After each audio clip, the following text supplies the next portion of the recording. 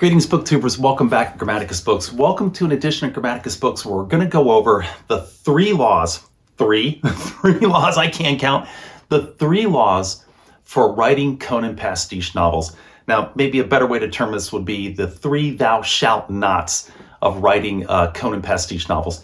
And this is just my opinion. These are just my three thou shalt nots. If you have a different opinion, if you've got a bunch of thou shalts, or you think there are more thou shalt nots, or if you think all my thou shalt nots are poppycock, please put it down in the comments section. It's one of the things I love about the channel here is spurring all this debate. And that's one of the big purposes of the channel here and of this video. And if you're a booktuber and you want to make a video of your rules for writing Conan pastiche, I would love to watch that video as well. But these are my three thou shalt nots, my three laws for writing Conan pastiche.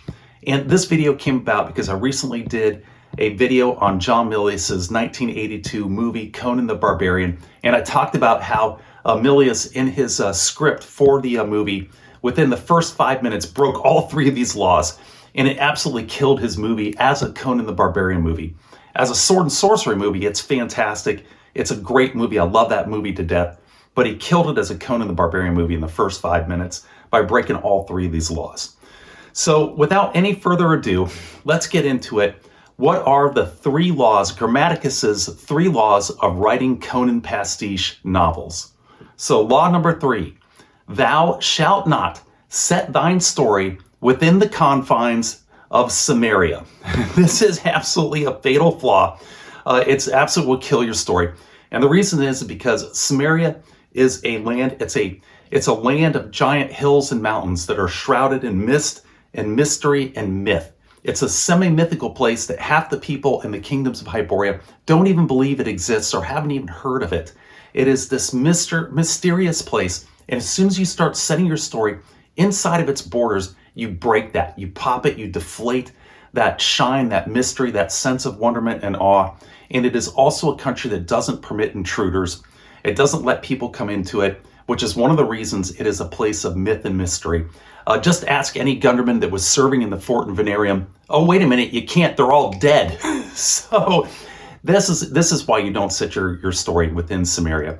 It is never meant to be written about. It is this mythical place that half the people in the Hyborian kingdoms don't even believe it exists or haven't even heard of it. And it keeps it in this sense of wonderment and awe. And as soon as you go into and start writing about the average rainfall and the main crop is potatoes, you've wrecked that and you've destroyed your story. You've killed your story. Your Formula One race car of a story is nose down in a ditch and in flames. So that's rule number 3. We're going 3, 2, 1, least egregious to most egregious, but all of them are fatal flaws. So that's rule number 3. Rule number 2.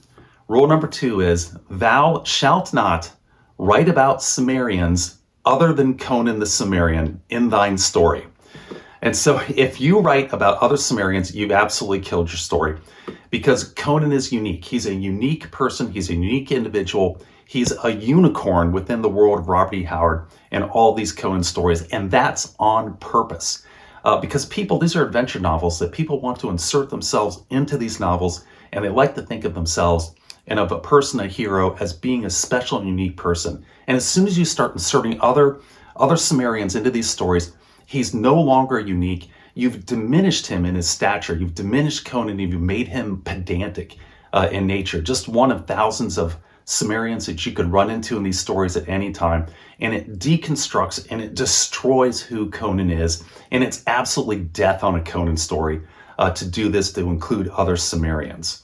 And for that reason, it's law number 2. Thou shalt not write about other Sumerians other than Conan. Which gets us to law number 1. This is the most important one. This is the one that is the most egregious violation of any of these 3 laws. It's the atomic bomb of violations, and that is, thou shalt not write about Conan as a boy.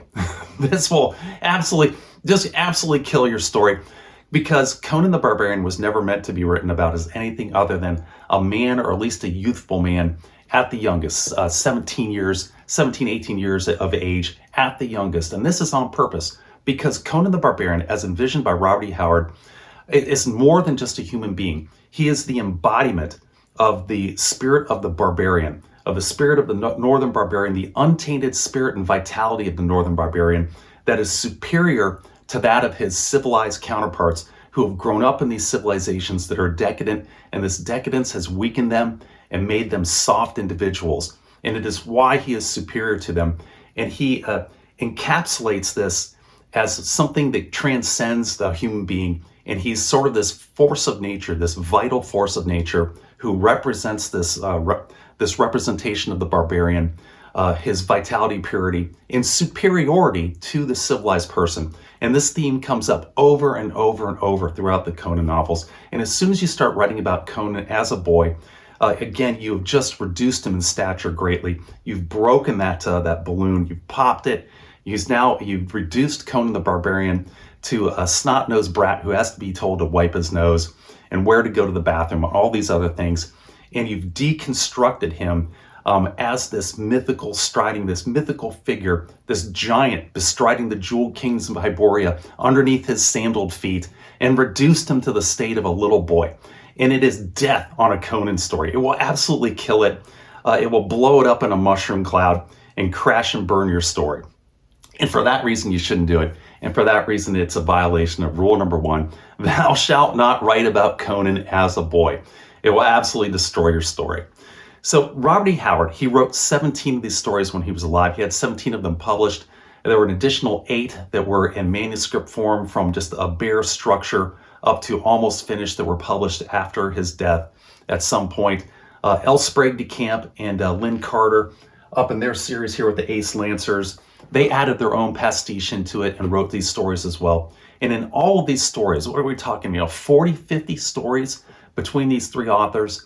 None of them ever violated any one of these rules. And that's on purpose. It wasn't an accident, because Robert E. Howard understood, Lynn Carter understood, and L. Sprague de Camp understood that if you broke any one of these laws, you were going to break Conan the Barbarian. And so they didn't do it. So why are people today, why are they breaking these laws? Well, the short answer to that is because here in 2024, and I think these authors started breaking this law, and correct me down in the comment section if I'm wrong, but I think the first authors to break this law were in Dark Horse Comics in the early 2000s, when they started putting Conan the Barbarian in settings inside of Samaria. And that kind of opened the floodgates up to write whatever you wanted. Write about other Sumerians, write about Conan in Samaria, write about Conan as a boy. And it sort of proliferated from there. And one of the reasons I think that these authors went there is because they saw it as an untapped fertile ground for writing these novels, because nobody had treaded there before. So they could be the first to get to it.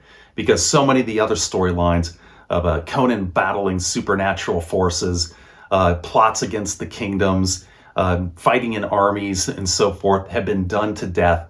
And so I think they saw this as a means where they could shift gears, shift their focus, and go in and write about Conan the Barbarian in a series, in a setting that was new, with new plots. And that temptation, because that's what it was, that temptation to do something new led them astray. But unfortunately, when they did that, they crossed the Rubicon, they broke that barrier, and it opened the floodgates. And now we have all kinds of Conan stories that violate these 3 laws. But I still maintain that if you violate any one of these 3 laws, that you've killed your story. You're no longer writing about Conan the Barbarian. You're writing about Conan the common guy at that point, and you've diminished Conan to the point where it's no longer Conan. So that's it. Those are my 3 laws for writing Conan pastiche novels. If you have a difference of opinion, if you think I've got on the right track, or if you disagree with me, put it down in the comment section below. If you're a booktuber, I'd love to see your video of what your rules are for writing a Conan novel. I think that would be a great subject for discussion.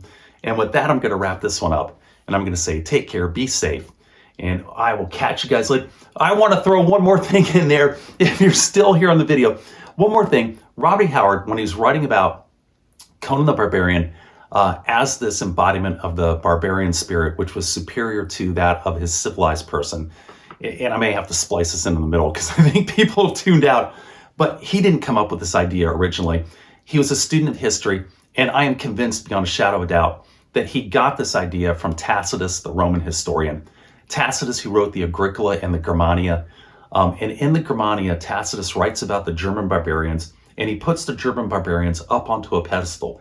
And he does this for a reason. He does it to use the pureness of their spirit, without having been despoiled by civilization. And he uses it as a foil to contrast with the decadence of Rome, as what he saw as was dividing and resulting in the destruction of Rome, the collapse of the Roman civilization through decadence and decay. And that idea, I think, is where that book, the Germania by Tacitus, is where I'm certain that Robert E. Howard got the idea for putting that theme that runs throughout his stories into Conan the Barbarian. And with that, we'll get back to the normal part here. And I'm going to have to say, take care, be safe, and I will catch you guys next time.